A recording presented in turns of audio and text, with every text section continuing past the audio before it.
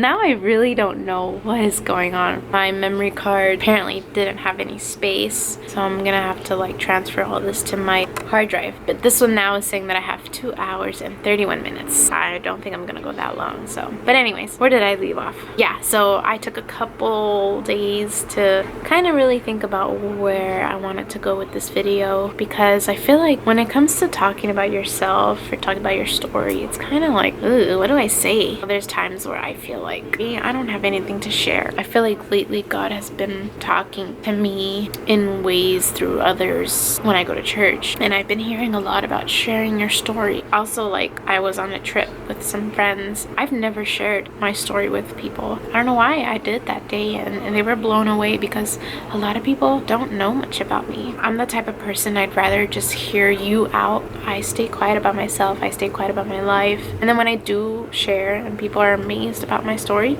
I'm like, I don't see what's so amazing. But here I am. I don't know what I'm gonna be sharing. I don't know if it's any special, but I don't even know how to start. But Father God, please put your words in me. Help me to share my story. Like I said, I make these videos for myself. That way I can look back and see my growth. All right, let's get into it. My name is Charlotte Gonzalez. Born and raised in Los Angeles, California. Growing up, let's see. My mother is from Port-au-Prince, Haiti. My dad is from Guatemala.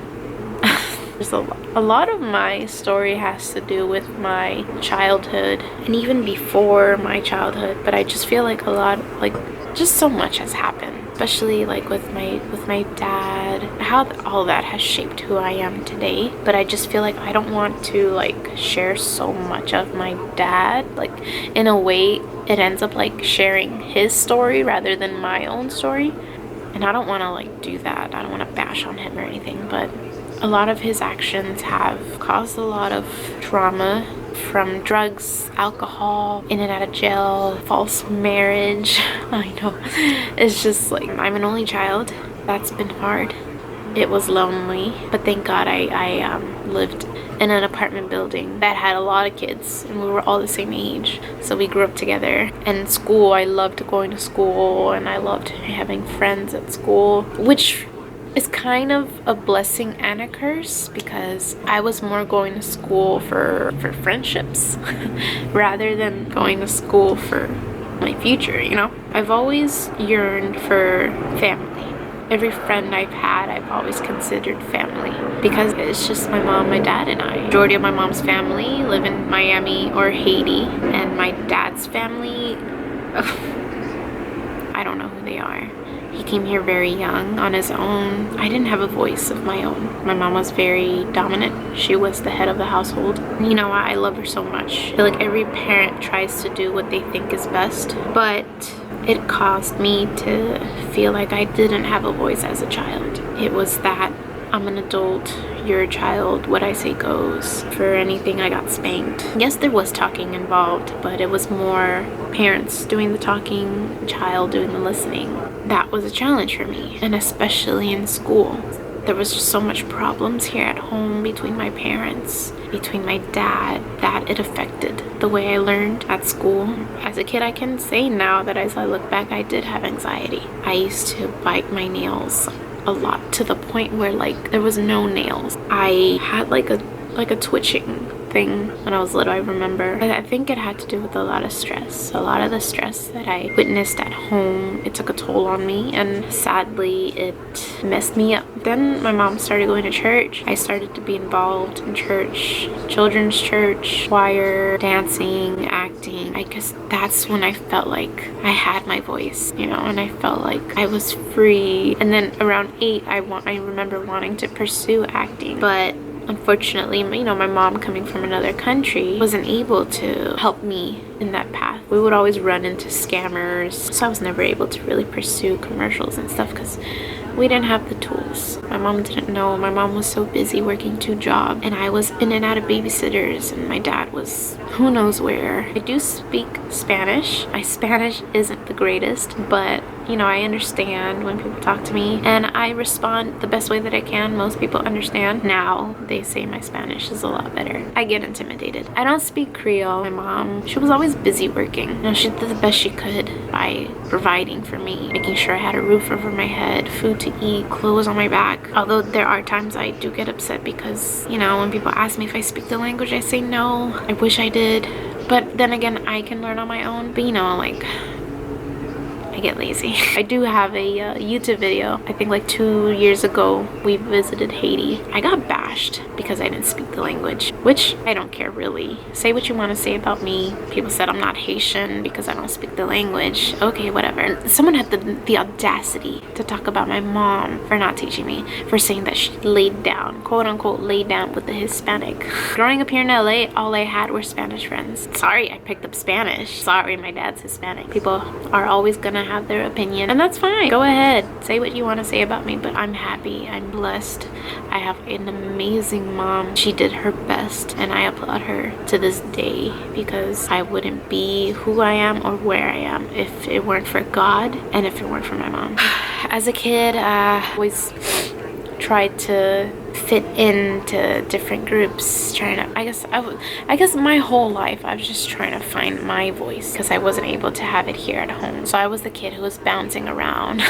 And I noticed a lot in the arts area. You know, I was taking so many classes. I was taking dance, I was taking tap, I was taking singing, I was in like ceramics. I was just trying to find my voice. I remember in high school, a mentor I had who told me, you know what, Shar, I think you gotta stick to one thing because in the future you're gonna be lost. And that really hurt me because I was like, who's to say we're supposed to be doing one thing for the rest of our lives? Honestly, in my heart, I've never felt like I was meant to just do one thing. I thank God so much for my mom. Like, she pushed me to be a nurse because she's a nurse. I honestly didn't know what I wanted to do with my future. I was always in the arts. I wanted to do something in the arts, but I just wasn't sure exactly what. And she was like, you're not gonna make money. She literally took me to a nursing school and said, we are signing up. I did that. I signed up for the nursing school. Nursing school was hell for me. I cried every single day because I did not want to be there. But you know, my mom was paying for my schooling and I was just like, you know what, I gotta suck it up, just finish this program. She said she would leave me alone after. So I finished. Thank God I got my nursing license. I am currently a licensed vocational nurse. I have been for like 5 years now, and I love what I do. It's so funny because I'm like, God really knew what he was doing, because as much as I hated studying, as much as I hated going to school, God kept me. And that's, as I look back on my life, God has carried me for so long because of everything that I've been through. I was always at a babysitter's, my mom working 2 jobs, my dad was, who knows, no family. I could have turned out anyhow, running around on this, you know, in the streets, drinking, getting high, pregnant. But God, everything I do, everything I have, I owe it to God because it was all him. I am who I am today because of God. You know, sometimes on my Instagram I like to post encouraging scriptures and, you know, things about God, and sometimes I worry, like, am I coming off as too preachy? Because I have a lot of friends who are not saved and I pray for them all the time. I want to apologize if I ever come out too preachy. So my intention is just like, you know, it's like when you know of something so good, you want everyone to be a part of it. I know how good God has been to me in my life. I want that for everybody. But I've had to learn that I can't be pushy. The only thing I can do is pray for them and leave them in God's hands and to love them. You know, lately I've been asking God to help me to love people the way that he loves them, because his love is perfect. Our love is flawed. We can say we love someone today and then tomorrow they do something wrong to us and we'll just cut them off. That's been my prayer every day. God, help me to love people the way that you love them, because you never know what someone is going through. I feel like I've kind of gone off track with sharing who I am. Yeah, I just wanted to share. God's been so good. Now I'm getting married next year to my high school sweetheart. I've struggled with patience. During the pandemic last year, I was like, yo, like, God, I need to get married. What is going on? If he doesn't propose, I'm just gonna move on with my life. And I told Miguel this, but God was working. The time that I had said that, Miguel was already buying my ring, like And then just the whole proposal, like when Miguel proposed to me, everything was just so peaceful. You know, I had a feeling the day before he proposed. I was just like, you know what? I'm not gonna get my hopes up because I let my hopes go all the way up and they come crashing down. So that morning when Miguel proposed to me, I literally got on my knees and I was like, God, whatever is gonna happen today, I leave it in your hands. I pray for peace and I thank you for it. But then I also said, whatever doesn't happen, thank you anyways. And look, I had no idea I was gonna be a fiance that night. Best boyfriend ever. Hello. Well, I'm alright. I was like, Charlotte complains about me not doing anything cute. I wish it was sunny. It was sunny like every other day except today. I know, it's unfortunately, but really... I feel like it looks cool still. Candle lit. And this is what he did. Feels warm. But you like it? Are your bells jingling? Do you feel warm and fuzzy? I saw you were tearing up a bit.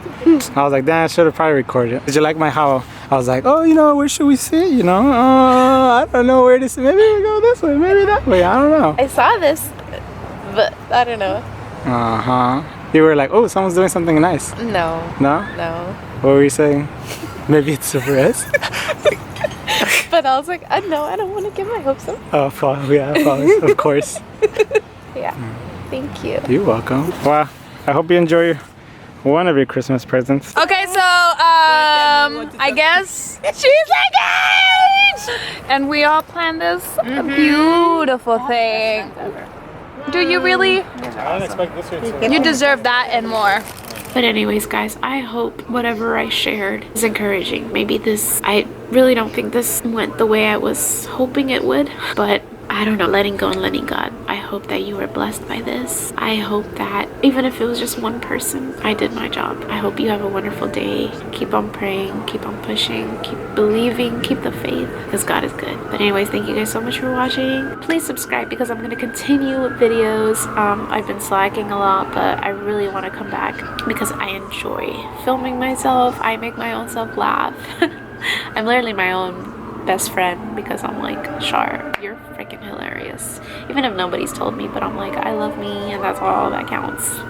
But anyways, thank you guys so much for watching. I hope you have a wonderful day. God bless you guys. See you later.